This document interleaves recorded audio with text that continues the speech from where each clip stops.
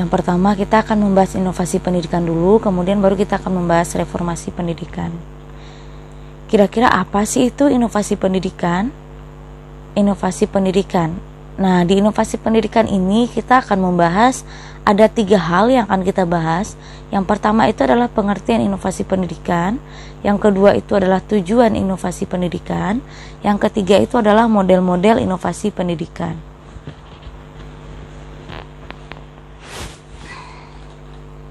Baiklah, kita akan bahas yang pertama dulu, pengertian inovasi pendidikan. Apa sih itu inovasi pendidikan? Inovasi pendidikan itu berasal dari kata Latin yaitu innovation, yang berarti pembaharuan dan perubahan. Kata kerjanya sendiri ialah innovo, yang artinya memperbaharui dan mengubah. Nah, inovasi itu sendiri adalah suatu gagasan, ide, dan perubahan dalam berbagai bidang. Sementara inovasi pendidikan adalah sebuah proses, produk, dan ide dalam bidang pendidikan. Jadi, dari penjelasan di atas, dapat kita simpulkan bahwa inovasi pendidikan itu adalah suatu ide atau metode yang dirasakan sebagai hal yang baru dan digunakan untuk mencapai tujuan pendidikan atau memecahkan masalah pendidikan. Jadi, inilah pengertian dari inovasi pendidikan. Nah, sekarang kita masuk kepada tujuan inovasi pendidikan.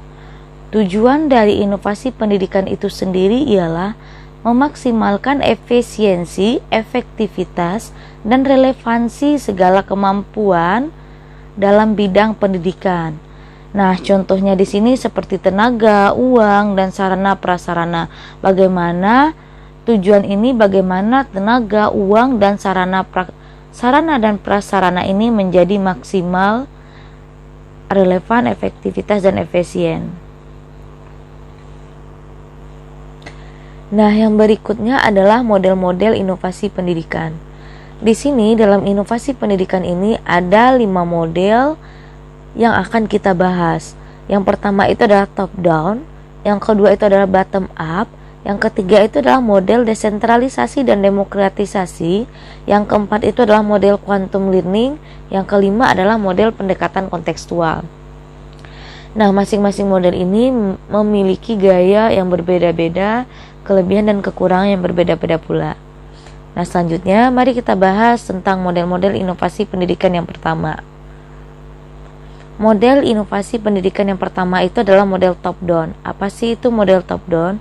Model top down ini adalah inovasi yang diterapkan kepada bawahan dengan cara mengajak, menganjurkan, bahkan memaksakan apa yang menurut atasan itu baik untuk kepentingan bawahan, dan bawahan tidak berwenang untuk menolak pelaksanaan tersebut.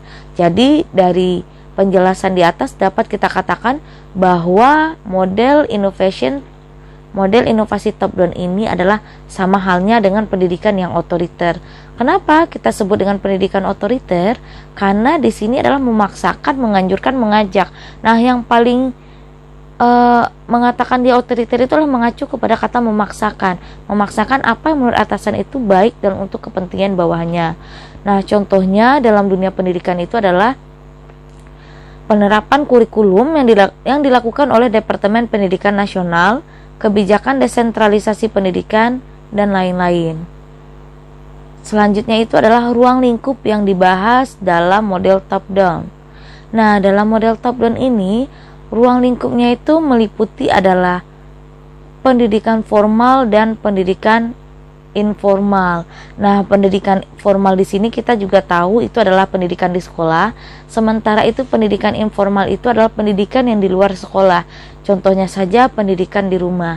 Nah, ruang lingkup model top down ini adalah contohnya yang inovasi pola pendidikan di rumah adalah dari orang tua kepada anaknya, di mana di sini orang tua itu mendidik anak mereka dengan cara keras, kaku, kemudian anak-anak harus patuh pada peraturan-peraturan dibuat oleh orang tua dan tidak memberi kesempatan kepada anak untuk menanyakan keinginan atau kemauan hati mereka, sehingga itu membuat si anak bisa menjadi tertekan.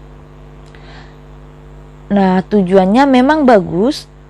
Orang tua membuat hal tersebut, orang tua mendidik anak mereka dengan cara keras, orang tua membuat berbagai macam peraturan, dan memang ada bagusnya juga karena akan membuat anak menjadi disiplin, penurut, dan tidak banyak kemauan.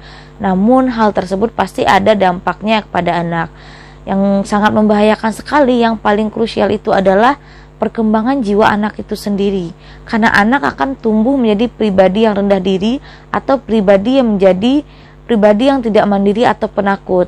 Kita contohkan, anak akan takut melakukan hal yang mereka inginkan karena mereka takut diomelin atau takut mereka diperlakukan lebih keras lagi oleh orang tua karena menyimpang atau keluar dari yang diajarkan oleh orang tua. Jadi sehingga anak tidak memiliki kreativitas atau anak hanya terpaku kepada apa yang sudah diajarkan oleh orang tua.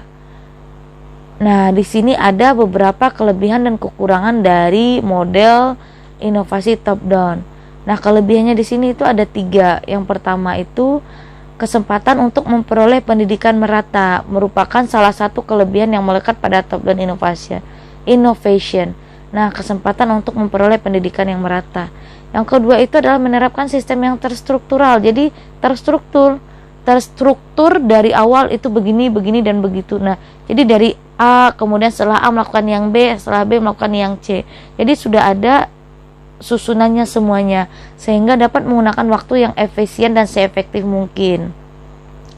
Nah, kelebihan dari top down yang ketiga ini adalah adanya standar pengajaran sebagai tolak ukur ketuntasan belajar siswa.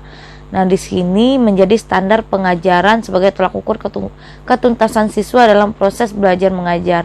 Sementara selain kelebihan, inovasi top down ini juga memiliki beberapa kekurangan. Kekurangan yang pertama itu adalah terbatasnya kreativitas guru dalam hal pengembangan pembelajaran sesuai dengan tingkat berpikir guru. Yang kedua, terjadinya kecurangan dalam ujian yang diadakan secara serempak. Yang ketiga adalah ketidaksesuaian antara kebijakan pemerintah dengan kompetensi yang dimiliki oleh sekolah, karena sumber daya alam yang dimiliki masing-masing sekolah itu berbeda, apalagi sumber daya alam dari daerah akan sangat jauh perbedaannya dengan yang dari pusat atau ibu kota. Nah, itu akan mempengaruhi, itulah kekurangannya, karena ada perbedaan sekolah, lingkungan yang berbeda, jadi akan berpengaruh kepada kompetensi yang dimiliki oleh sekolah. Selanjutnya adalah model pembelajaran bottom up. Apa sih model pembelajaran bottom up ini? Bottom up innovation ini adalah model pembelajaran di mana model pembelajarannya ini kebalikan dari top down. Di mana di sini inovasi ini timbul karena hasil ide, pikiran, kreasi dan inisiatif dari sekolah, guru atau masyarakat. Di mana inisiatif ini sebagai upaya untuk meningkatkan penyelenggaraan dan mutu pendidikan. Nah, model pendidikan strategi ini bersifat empirik rasional, di mana asumsi dasar pada model ini menempatkan manusia pada kemampuannya menggunakan pikiran logisnya atau akalnya sehingga mereka bertindak rasional. Dalam hal ini, inovator bertugas mendemonstrasikan inovasinya dengan menggunakan metode yang terbaik dan valid untuk memberikan manfaat bagi penggunanya. Ruang lingkup dari bottom up adalah di mana metode ini lebih banyak dilakukan di sekolah-sekolah atau perguruan tinggi swasta dibandingkan sekolah negeri, karena sekolah swasta itu bisa ada pengambilan keputusan sendiri, sementara sekolah negeri biasanya sudah ada keputusan atau aturan yang sudah dibuat secara terstruktur. Nah, kita contohkan di sini adalah suatu sekolah melakukan inovasi. Nah, dengan melakukan pembelajaran dengan media atau alat transformasi pelajaran seperti komputer dan infokus dalam setiap kelas. Nah, dalam hal ini kewenangan atau otoritas sekolah yang bersangkutan lebih menonjol dan dapat mengambil keputusan sendiri sehingga tidak melanggar kaidah-kaidah normatif. Nah, selanjutnya itu adalah kelebihan dan kekurangan bottom up. Sama seperti top down tadi, bottom up juga mempunyai kelebihan dan kekurangan. Kelebihannya itu adalah guru lebih bebas dalam mengeluarkan ide-ide cemerlangnya. Jadi pembelajarannya itu lebih beragam, lebih inovatif, dan lebih menarik. Kemudian pemerintah tidak perlu bekerja keras karena di sini ada peran para guru dan juga peran masyarakat luar yang banyak mengambil peran tersebut. Jadi di sini adalah pusatnya itu adalah guru, di mana guru dan masyarakat yang berperan lebih banyak daripada pemerintah. Jadi tidak banyak pun campur tangan pemerintah tidak masalah, karena pusat perannya itu ada pada guru dan masyarakat. Sementara kekurangannya, guru menjadi tidak mempunyai tolak ukur ke depan, kemudian pemerintah tidak begitu berharga karena perannya tidak begitu besar. Jadi di sini karena perannya pemerintah tidak ada, jadi dianggap tidak begitu berharga. Selanjutnya adalah model inovasi yang ketiga, yaitu model desentralisasi dan demokratisasi. Apa sih itu model desentralisasi?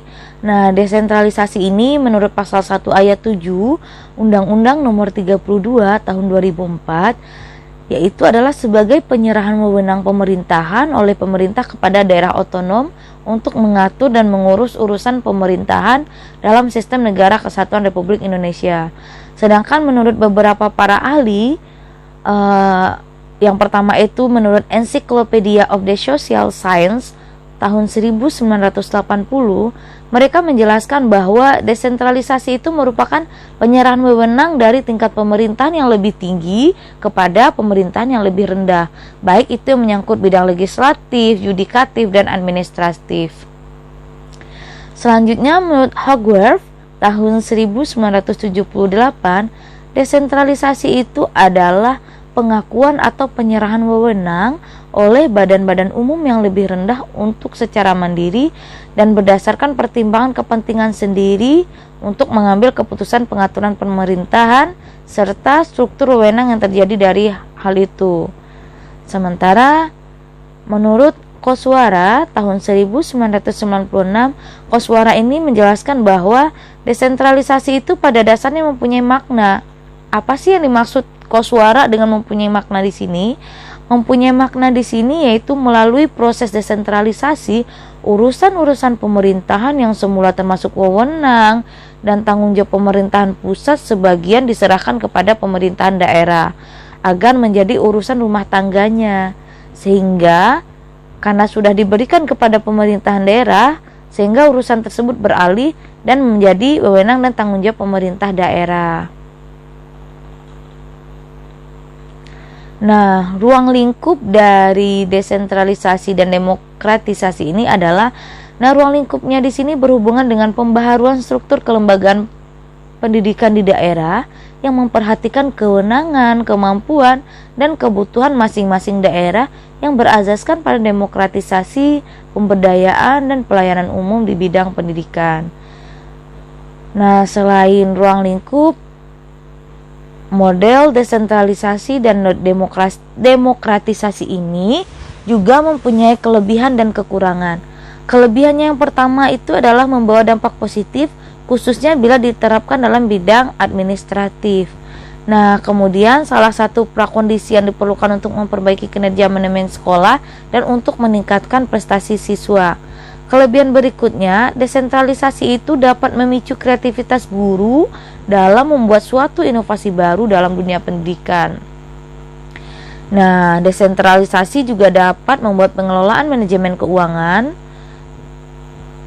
sekolah contohnya yang lebih optimal, karena apabila keuangan itu dikelola dengan baik atau berjalan dengan baik, maka administrasi yang sebagai jembatan antara pendidik dan anak didik juga akan menjadi lebih baik. Selain kelebihan, model ini juga ada kekurangannya.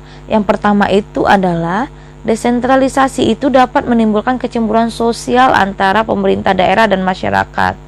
Yang kedua itu, model ini manajemen keuangannya tidak transparan. Yang ketiga itu, model ini dapat menimbulkan banyaknya tindak korupsi. Nah, karena tidak transparannya tadi, maka akan muncul tindakan korupsi. Kemudian yang terakhir, desentralisasi itu dapat menimbulkan anggaran yang tidak sesuai dengan pengeluaran yang terjadi. Nah, karena tidak transparan, tentu saja bisa saja, contohnya dalam bidang keuangan bisa saja dikelola tapi tidak sesuai dengan anggaran yang sudah pengeluaran yang sudah dianggarkan. Jadi tidak sesuai dengan hal tersebut sehingga menimbulkan banyaknya terjadi tindak korupsi. Yang berikutnya itu adalah model inovasi pendidikan quantum learning. Apa sih itu quantum learning? Quantum learning itu adalah kiat, petunjuk, strategi, dan seluruh proses belajar yang dapat mempertajam pemahaman dan daya ingat, serta membuat belajar sebagai suatu untuk melakukan eksperimen yang disebut dengan suggestologi. Jadi quantum learning ini dimana bisa itu adalah proses atau kiat-kiat atau strategi itu untuk mempertajam pemahaman dan daya ingat kita. Nah, ruang lingkup dalam quantum learning ini ada 4 ruang lingkup quantum learning. Yang pertama itu adalah setiap orang itu adalah pendidik. Nah, jadi siapapun kita itu adalah pendidik dan sekaligus peserta didik. Jadi kita itu adalah kita selain seorang pendidik, kita juga bisa dikatakan sekaligus peserta didik, sehingga bisa saling berfungsi sebagai fasilitator. Kemudian belajar akan sangat efektif jika dilakukan dalam suasana yang menyenangkan. Sudah pasti belajar dengan suasana yang menyenangkan akan efektif terhadap proses belajar mengajar. Nah, jika suasana kita dalam belajar tidak aman, tidak nyaman, tentu saja kita tidak bisa belajar dengan efektif. Ketika guru menjelaskan, kita tidak akan tahu yang dijelaskan guru itu tadi apa, karena kita sedang dalam suasana yang tidak nyaman atau tidak menyenangkan. Kemudian, setiap orang mempunyai gaya belajar bekerja yang unik dan berbeda, yang merupakan pembawaan alamiah sehingga tidak perlu merubahnya. Karena setiap kepribadian kita itu adalah unik ya. Setiap kita itu mempunyai kelebihan masing-masing. Jadi dengan banyaknya orang, jutaan manusia itu memiliki perbedaan masing-masing orang. Nah, salah satunya yaitu mempunyai perbedaan dari gaya belajar. Contohnya ada anak yang gaya belajarnya harus melihat guru yang menjelaskan. Ada anak yang gaya belajarnya harus ditulis baru dia bisa paham. Ada juga anak yang cara belajarnya itu dia harus melihat gurunya baru dia bisa. Nah, ada juga yang melakukan dia melihat kemudian dia tulis, dan banyak lagi gaya belajar yang lain. Makanya dikatakan kita itu unik. Kemudian yang terakhir itu adalah kunci menuju kesuksesan model quantum learning itu adalah latar belakang musik klasik atau instrumental yang telah terbukti berpengaruh atau memberikan pengaruh positif dalam proses pembelajaran. Nah, quantum learning ini juga mempunyai kelebihan dan kekurangan loh. Kelebihannya itu pembelajaran kuantum membiasakan siswa untuk melatih aktivitas kreativitasnya sehingga siswa dapat menciptakan suatu produk kreatif yang dapat bermanfaat bagi diri dan lingkungannya. Jadi di sini siswa sudah aktif, siswa sudah kreatif menciptakan produk hasil karya dia sendiri. Nah, produk itu sangat bermanfaat atau bisa dimanfaatkan oleh dirinya sendiri dan oleh lingkungannya. Selanjutnya, pembelajaran metode ini emosi sangat diperlukan untuk menciptakan motivasi belajar yang tinggi.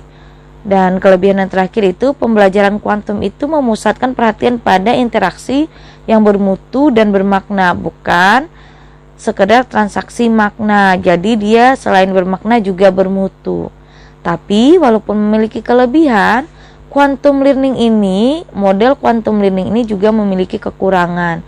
Yang pertama itu membutuhkan pengalaman yang nyata. Jadi model quantum learning ini dia harus butuh pengalaman yang nyata. Yang kedua, waktunya cukup lama. Karena waktunya cukup lama, jadi untuk menumbuhkan motivasi dalam belajar juga cukup lama jadinya. Sementara yang ketiga itu kesulitan mengidentifikasi keterampilan siswa. Berikutnya adalah pendekatan kontekstual. Nah, yang namanya kontekstual pasti sesuai dengan konteks. Nah, konsep belajar ini di mana kontekstual ini adalah mengaitkan materi yang diajarkan dengan situasi dunia nyata. Contohnya, itu adalah kita menjelaskan materi tentang, misalkan kita menjelaskan materi tentang 3 mangga ditambah 2 mangga. Nah, kita ambil mangganya 3 dan benar-benar mangga asli yang dikasih contoh, kemudian ditambah 2 mangga. Itu adalah bentuk dari pendekatan kontekstual, di mana itu benar-benar materinya itu berkaitan dengan dunia nyata atau real life. Nah, di mana ini bisa mendorong siswa membuat hubungan antara pengetahuan yang dimilikinya dengan penerapannya dalam kehidupan mereka sehari-hari. Nah, konsep ini diharapkan bermakna bagi siswa karena proses pembelajarannya berlangsung secara alamiah, di mana dalam bentuk kegiatan siswa bekerja dan mengalami, bukan mentransfer pengetahuan dari guru ke siswa. Jadi si siswa ini benar-benar mengalami. Contohnya adalah mencangkok. Kalau di pelajaran IPA, siswa benar-benar disuruh mencangkok. Selain siswa dapat ilmunya, mencangkok ini begini, caranya begini, bahan-bahan dan alat-alat yang digunakan adalah ini. Selain dia belajar, tapi dia di sana juga menerapkan, mengaplikasikan apa yang sudah dia dapat. Jadi selain ilmu, dia juga bisa mengaplikasikan atau mengalami langsung apa yang sudah dia pelajari. Ini adalah pendekatan kontekstual. Nah, ruang lingkup pendekatan kontekstual ini ya karena pembelajarannya adalah yang mengaitkan materi pelajaran dengan pengalaman awal, lingkungan hidup atau kehidupan sehari-hari, tentu saja dia berperan dan bertanggung jawab mereka sebagai anggota keluarga, warga negara, dan bertanggung jawab memecahkan masalah dalam kehidupan sehari-hari. Nah, pendekatan ini walaupun tadi sudah membahas tentang pendekatan kontekstual, pendekatan kontekstual ini tetap memiliki kelebihan dan kekurangan. Kelebihan yang pertama itu memiliki kesempatan pada siswa untuk maju. Jadi siswa terlibat aktif dalam proses belajar mengajar. Kemudian siswa itu biasa berpikir kritis, kreatif, apalagi dalam mengumpulkan data, memahami isu dan memecahkan masalah. Dan bahkan siswa itu bisa lebih kreatif dari gurunya sendiri. Nah, yang ketiga itu menyadarkan siswa tentang apa yang mereka pelajari. Karena mereka mengalami langsung, jadi mereka langsung mempelajari. Yang berikutnya itu adalah pemilihan informasi berdasarkan kebutuhan siswa tidak ditentukan oleh guru. Jadi bisa dari mana saja, jadi tidak monoton atau tidak kaku. Nah, pembelajaran ini lebih menyenangkan dan tidak membosankan. Sudah pasti karena kita menerapkannya langsung, mengaplikasikannya langsung, tentu akan lebih menyenangkan dan tidak membosankan pelajarannya. Kemudian model pembelajaran ini membantu siswa bekerja dengan efektif dalam kelompok. Dan terakhir, terbentuk sikap kerjasama yang baik antar individu maupun kelompok. Tidak hanya kelebihan, pendekatan kontekstual ini juga memiliki kekurangan. Yang pertama itu dalam pemilihan informasi atau materi di kelas didasarkan pada kebutuhan siswa. Nah, yang kedua yaitu kekurangannya itu tidak efisien karena membutuhkan waktu yang agak lama dalam PBM. Benar sekali, kalau kita mengaplikasikan contohnya saja itu mencangkok, diaplikasikan di sekolah, nah itu tidak efektif karena akan menghabiskan banyak waktu. Yang ketiga itu proses pembelajaran model CTL ini akan nampak jelas antara siswa memiliki kemampuan tinggi dan siswa memiliki kemampuan kurang. Nah, dengan adanya kelihatan perbedaan siswa yang kemampuan tinggi dan siswa kemampuan kurang, maka siswa ini yang berkemampuan kurang akan merasa minder atau tidak percaya diri. Padahal konteksnya di sekolah itu mereka sama-sama belajar. Nah, yang keempat, bagi siswa yang tertinggal dalam proses pembelajaran, dengan CTL akan terus tertinggal dan sulit untuk mengejar ketertinggalan. Karena CTL ini menerapkan langsung diaplikasikan. Contohnya pencangkokan. Hari ini adalah penjelasan pencangkokan.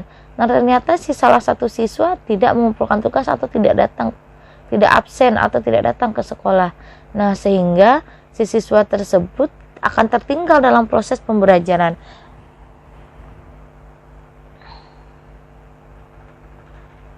Selanjutnya kita masuk pembahasan yang berikutnya, itulah reformasi pendidikan. Apa sih itu reformasi pendidikan? Nah, sebelum kita masuk kepada reformasi pendidikan, di reformasi pendidikan ini kita akan bahas ada 3 juga. Yang pertama itu adalah pengertian inovasi, yang kedua itu adalah tujuan inovasi, yang ketiga itu adalah upaya pembangunan pendidikan nasional. Nah, mari kita lihat yang pertama, pengertian reformasi. Apa sih reformasi itu? Nah, menurut Jonathan Crowther tahun 1995, reformation is the process of being reformed and innovate is to make change. Or innovation is the process of innovating. Jadi, reformasi itu merupakan proses di mana pembaharuan dan inovasi untuk membuat sebuah perubahan, di mana inovasi itu adalah proses untuk pembaharuan yang diikuti oleh inovasi atau proses perubahan tersebut. Selanjutnya itu adalah tujuan dari reformasi pendidikan. Nah, tujuan dari reformasi pendidikan ini bukan adalah agar pendidikan dapat berjalan lebih efektif dan efisien dalam mencapai tujuan pendidikan nasional.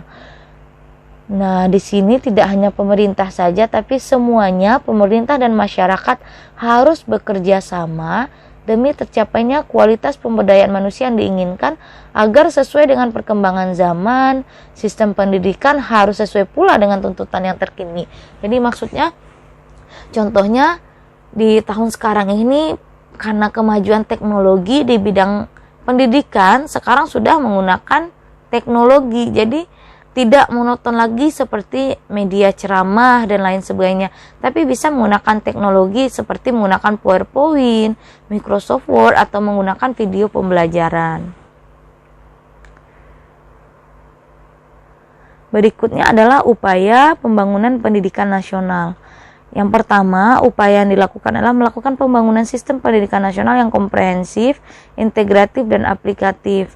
Nah, yang kedua itu meningkatkan wajib belajar yang dulunya wajib belajar itu hanya 9 tahun, sekarang wajib belajar itu sudah 12 tahun. Berarti dari SD, SMP, dan SMA.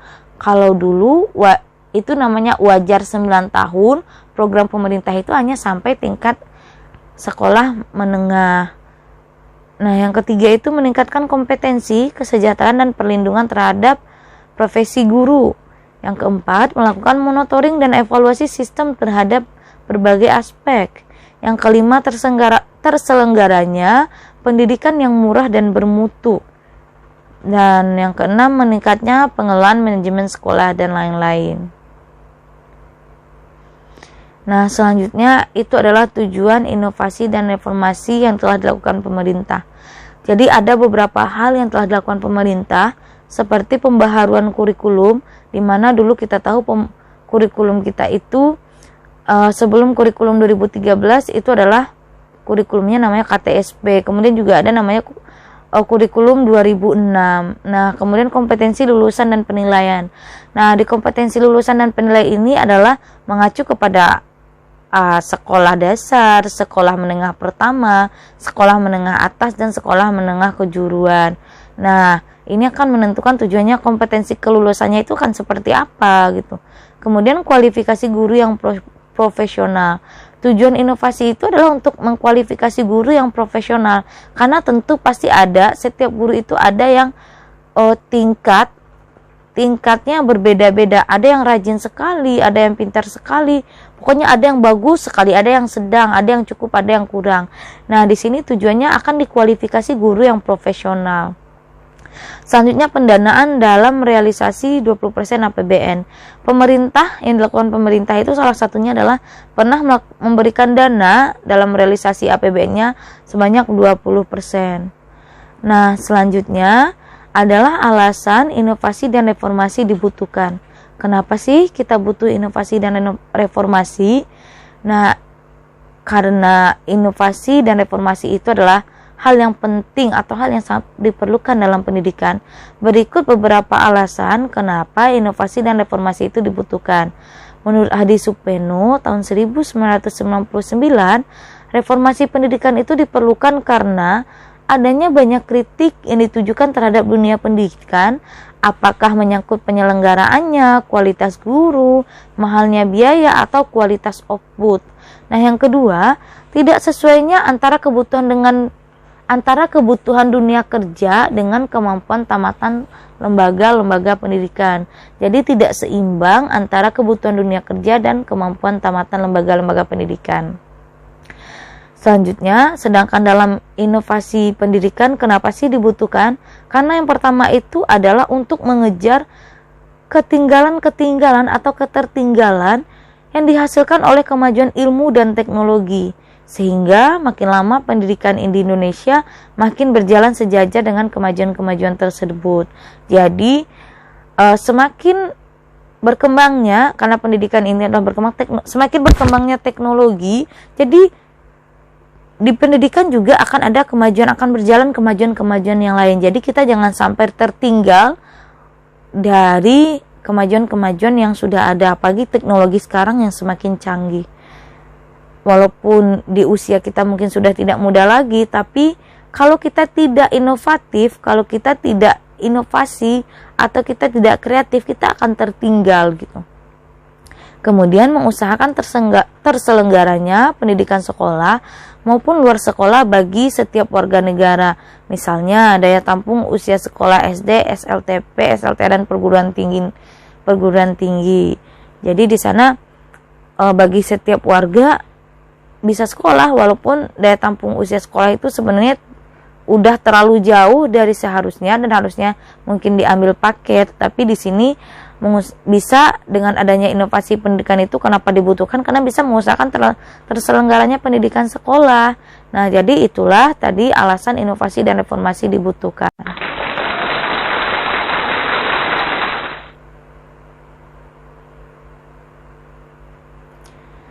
Thank you for watching. Semoga bermanfaat.